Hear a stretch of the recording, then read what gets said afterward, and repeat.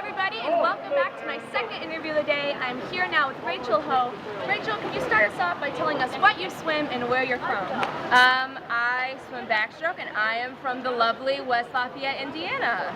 I always thought it was very interesting, Rachel, that you essentially grew up on Purdue's campus. Can you maybe describe a little bit of your experience with that? So growing up, my grandfather, my parents, aunts and uncles, I'm a third-generation Boilermaker, so it was quite an honor to even get the opportunity to be at this campus in college. But growing up, my earliest memories were going to football games and basketball games. There's pictures of me at age 4 running around in a cheerleading outfit. So it's really an amazing experience growing up, idolizing the athletes here, and then getting the awesome opportunity to be able to be one. So you knew from a very young age that you did want to swim for Purdue. Yeah, it was always a dream of mine, and I never thought that it would ever be something that was possible. So it's really when I got that call on July 1, before my senior year, I was completely in shock. And of course, also because of the close proximity, Rachel's family has been able to help out with the team so much the last few years. Rachel, can you kind of expand on your parents' involvement with the team and what that means to you? Yeah, so even starting in high school, my parents were always the team parents, always willing to help. But college is a little bit different because you don't just have people from around West Lafayette and Lafayette, you have people from out of state, out of country. So anytime that anybody needs anything, whether that's fixing a flat tire, a random medical question, or even just a home-cooked meal, my parents are always willing. And we do random events at home. I know my class always goes to dinner at my house at the beginning and end of each year. And then every year in the winter we do a cookie decorating contest because it is hard. We don't get a ton of time at home. While we do have a 3-week break, we only get about 5 to 7 days where people get to go home to their families. So we try and do events like that to make people feel like they're at home while they're at college. But of course, before we get to the annual cookie decorating contest, you do have to get through finals first, which can be very stressful. The Purdue coaches have always done a really good job in making it clear that academics do come first. But it is a very important time in your training, which can be pretty stressful to balance the two. Rachel, can you kind of explain what the typical final schedule is like every semester on the swim team?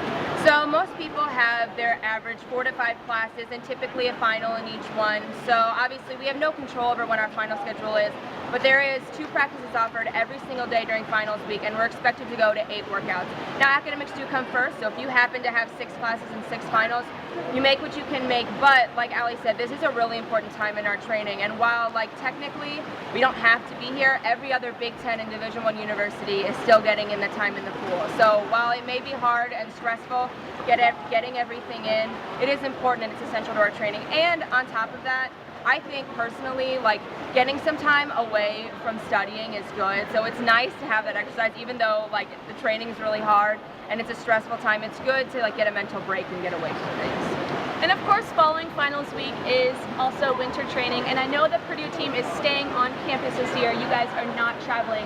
So kind of to make it a little more exciting, is the women's team doing anything fun kind of planned? I know my freshman year, last year we were in Florida, and the year before that we were here. We try to do just events every couple days. I mean, it is tiring, and it seems a little bit more exhausting because literally all you feel like doing is swimming and sleeping. So we did some community service things. We made these care packages and sent them overseas to troops that wouldn't be able to be with their families during Christmas, and I know that got a very good response. And we also will take a day and only have 1 workout and go to Indy, do a little shopping, because that makes everything better. But no, I mean, it's just nice. It honestly is just a really nice break to not be in school. Most of us swam year-round in high school and are used to just the constant training even without school. So it's nothing new, but it is a little different when we can't be at home. But it is nice to just relax and And of course it is the holiday season, which makes it a little more cheerful. So Rachel, before we wrap it up today, can you share with us your favorite holiday tradition?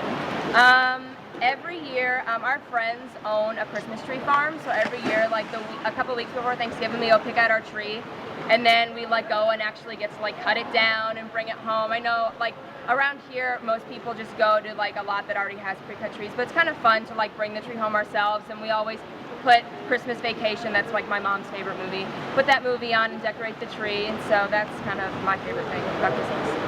Well, that sounds really fun. Rachel, thank you for sharing. Good luck the next few weeks with finals and training, and I hope everyone has a happy holidays. Thanks.